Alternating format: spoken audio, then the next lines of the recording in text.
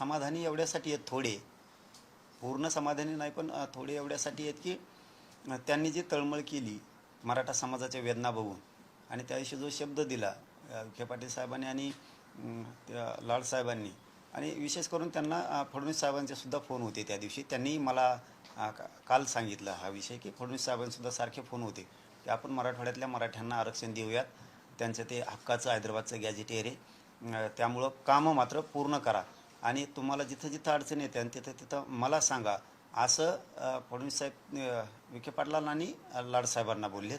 हे मला काल सांगितलं त्यांनी की त्यामुळं आता अडचण येणार नाहीत, अशा स्वरूपाचं काम मराठा समाजासाठी मराठवाड्यातल्या करूयात. म्हणून थोडं समाधानी याच्यासाठी म्हणलं की आता वाटतं आहे त्यांच्या बोलण्यावरून की मराठवाड्यातल्या मराठ्यांना 100% कुणबी प्रमाणपत्र मिळणार. पुन्हा ते रोष आणि नाराजी मराठा समाजाची त्यांच्या अंगावरती सरकार घेणार नाही ही आता अपेक्षा आहे. दगाफटका धोका झालाच तर पुढं लढायला मी पुन्हा सरकारच्या समोर उभा आहे, हेही त्यांनी लक्षात ठेवावं.